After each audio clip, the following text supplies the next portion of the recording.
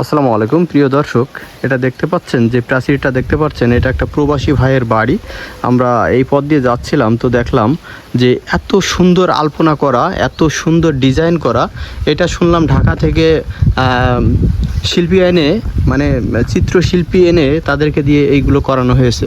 তো দেখেন কতটা সুন্দর, কতটা গর্জিয়াস এই কালারগুলো, এই আলপনাগুলো মনের মাধুরী মিশায়ে এগুলো করা। দেখেন এটা হচ্ছে প্রধান গেট, গেটের কাজ এখনো বাকি আছে। এই যে এখানে লাইটিংয়ের কাজ বাকি, এখানে হচ্ছে আপনার গেটের কাজ বাকি। গেটের এই যে সামান্য বেড়া দিয়ে রাখছে। তো দেখেন কত সুন্দর। আর সামনে এই যে আপনার আরও আছে দেওয়াল প্রাচীর, দেখেন কত সুন্দর করে আলপনা করা। এটা মনে হচ্ছে সোনালি কালার, মানে স্বর্ণের একটা কালার দিয়েছে, সোনালি কালার। তো সব মিলায়ে বিষয়টা অনেক সুন্দর লাগতেছে, গর্জিয়াস। এই যে এটা লোকেশনটা আপনাদেরকে একটু বলে দিই মাঝখানে। এটা লোকেশনটা হচ্ছে বাগেরহাটের শরণখোলার আপনার একেবারে প্রত্যন্ত অঞ্চলে রাজাপুরের পাশে। দেখেন এটা কিন্তু আপনার বাংলাদেশের একটা প্রত্যন্ত জায়গা, প্রত্যন্ত শরণখোলা। এটা আপনারা গুগলে সার্চ দিলে দেখতে পারবেন। এটা বাংলাদেশের একটা একেবারে প্রত্যন্ত জায়গা শরণখোলা। হ্যাঁ, এটা হচ্ছে সুন্দরবনের পাশে। সুন্দরবনের পাশে কিন্তু এই প্রবাসী ভাই দেখেন কত সুন্দর করে মনের মাধুরী দিয়ে, মানে মনের মাধুর্য মিশায়ে এই যে দেওয়ালগুলো, আমি বাড়িটাও দেখাবো আপনাদেরকে। এটা হচ্ছে বাড়ির প্রাচীর দেওয়াল। দেখেন কত সুন্দর করে করছে, সোনালি রং সাথে সাদা আলপনা করা। হ্যাঁ, এত সুন্দর যে মন তো জুড়াবে, চোখও জুড়াবে। ঠিক আছে, দেখেন একটু আপনারা গেটটা দেখেন। গেটের যে সৌন্দর্য, আমি রীতিমতো অবাক, আপনাদেরকে না দেখায় পারছি না। দেখেন কত সুন্দর।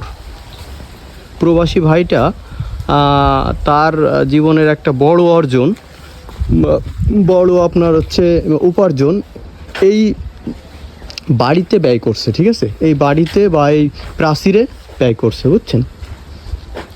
দেখেন আপনাদের আরও একবার দেখাচ্ছি। দেখেন প্রাচীর দেওয়ালটা দেখেন, সম্পূর্ণটাই একই রকম।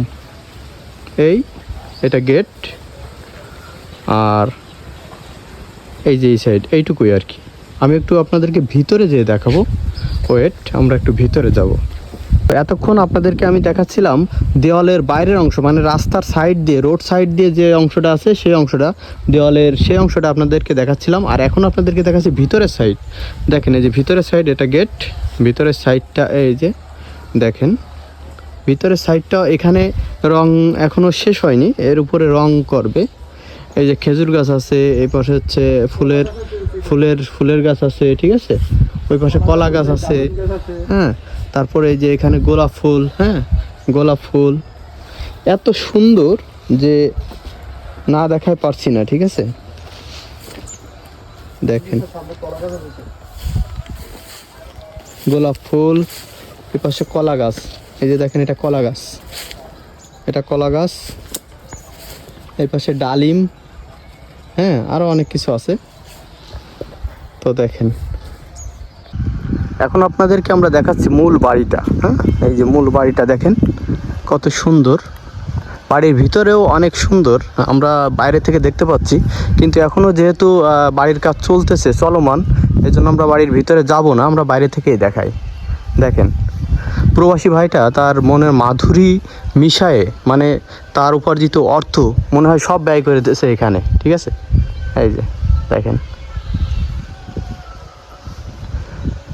বাড়ির ভিতরে কাজ চলমান, আমরা দেখছি লোকজন কাজ করতেছে। এটা হচ্ছে বাড়ি ঘর, মানে মনের যত স্বপ্ন, যত আশা, সব কিছু পূরণ করছে এই বাড়িতে। তো বিষয় হচ্ছে আমরা যে বাড়িটা দেখাতে চাচ্ছিলাম, এটা সেই বাড়ি, সে প্রবাসী ভাইটার বাড়ি। এই বাড়িটা মনে করেন যে প্রবাসী ভাইটা করছে, তার জীবনের সবচেয়ে বড় অর্জন এবং সবচেয়ে বড় ব্যয় হচ্ছে এই বাড়ি।